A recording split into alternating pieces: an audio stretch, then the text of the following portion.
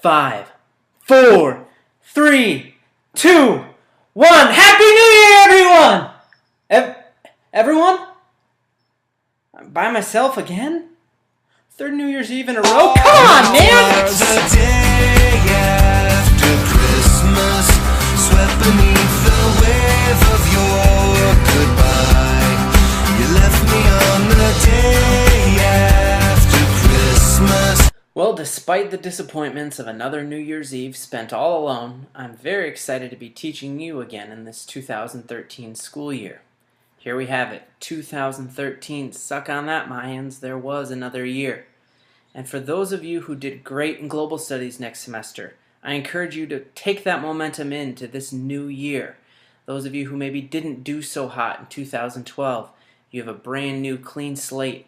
Let's start off the year great, and let's enjoy this year of global studies.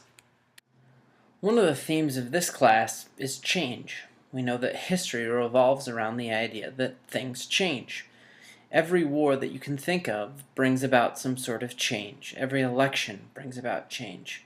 You know that our current president was able to win office by promising a change we could believe in.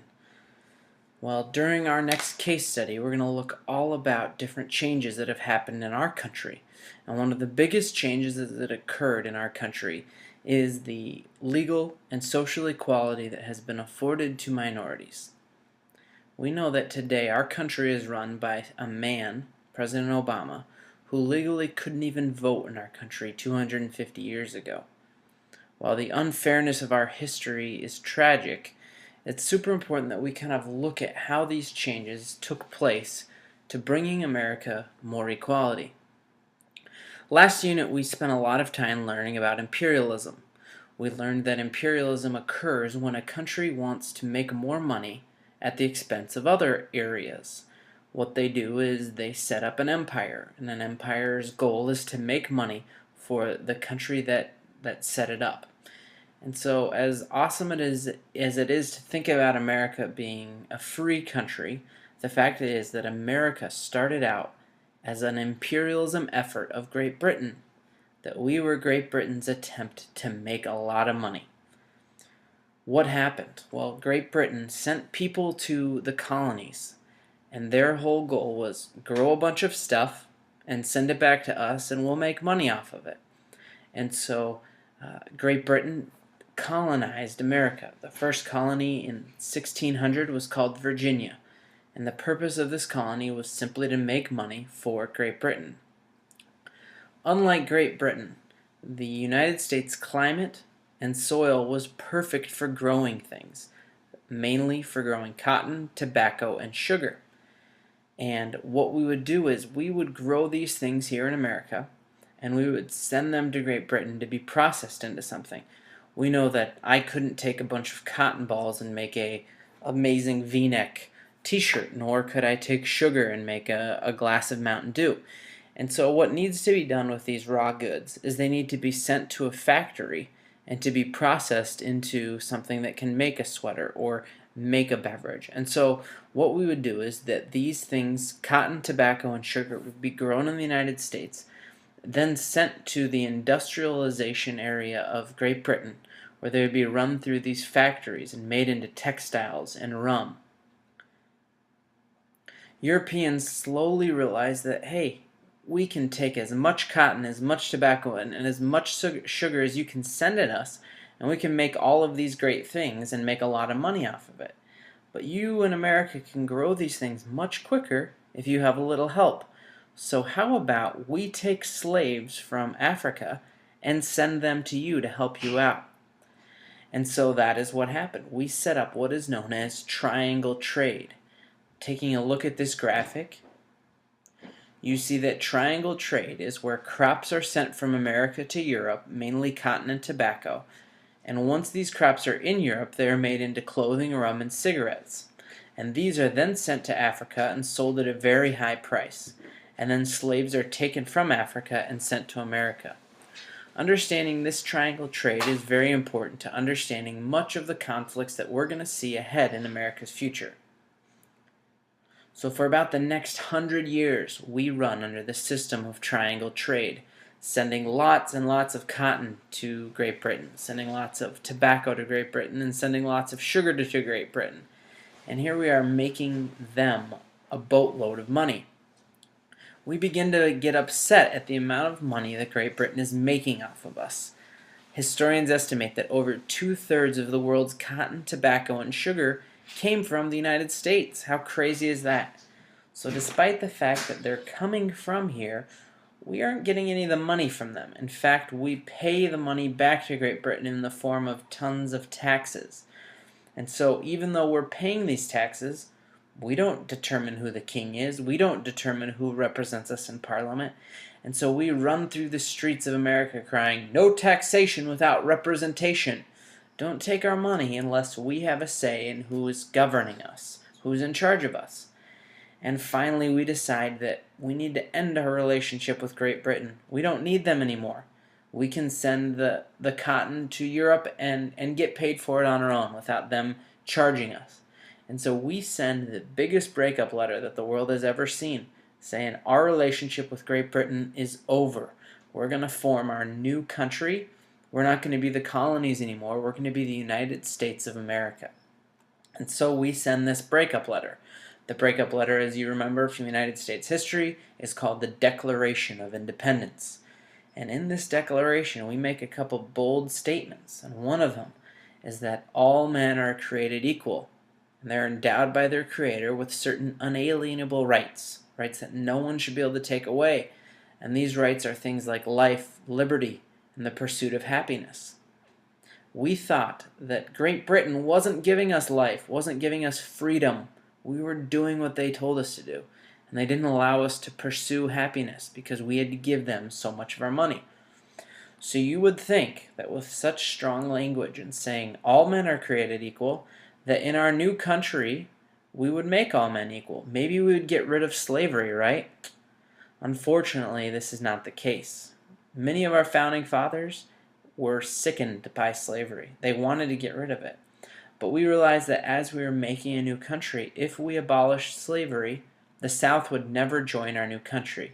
And so we make a couple compromises and say, okay, well, states that don't want slavery can abolish it, and states that want it can keep it. And so for a while, this is going to work, that we are going to allow some states to have slavery and some states to not have slavery. But slowly we see some problems start arising. For example, well, what happens when new countries come into the United States? New states come into the United States. Are they going to be free states or are they going to be slave states? What about if a family who owns slaves moves from a slave state to a free state? Do those slaves become freed because now they live in a free state, or do they stay slaves? Okay, or how about this one? What if a bunch of slaves break out of a plantation in the South and free themselves and run to the North where they should no longer be slaves? Should the North have to return them to the South? Well, all of these problems and more boil over into the bloodiest conflict our country has ever seen, and that is the Civil War. And you know that the Civil War, a big deal of the Civil War was what to do about slavery, what to do about this broken relationship between the North and the South. Now, one of the first things that our president in the North did during the Civil War was he decided, well, let's help ourselves militarily by freeing the slaves. And so he issued what is known as the Emancipation Proclamation. Now, while a lot of people think that the Emancipation Proclamation freed slaves, that isn't quite true. The Emancipation Proclamation only freed slaves in the states where the South had rebelled. So there were a lot of border states where the South hadn't rebelled. The slaves weren't free there. And as soon as the war was over, the slaves would have to return to being slaves. And so while the Civil War is ravaging on, President Lincoln, in the back of his mind, is thinking, oh no, I haven't really ended slavery, I've just kind of temporarily ended it. And so in the back of his mind, he knew that something had to be done to permanently end slavery. And so with the help of both the Republicans and the Democrats and the Whigs, President Lincoln was able to work with Congress to help make the 13th Amendment. And what the 13th Amendment did was it ended slavery for all. It said, the United States shall no longer have slavery nor indentured servitude unless it's punishment for a crime. There we have it. The 13th Amendment is here, and America is great. The end. Hold it right there. Unfortunately, even though slavery was abolished, we see that America, right after the 13th Amendment, is still far from being equal. Just because slavery was abolished didn't mean that blacks could own property, could buy and sell goods, could even go into the same restaurants as a white person.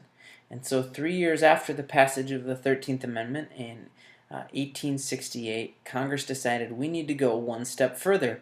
Let's add the 14th Amendment. And now the 14th Amendment says that everyone born in the United States is a citizen, and all citizens deserve equality, equal access.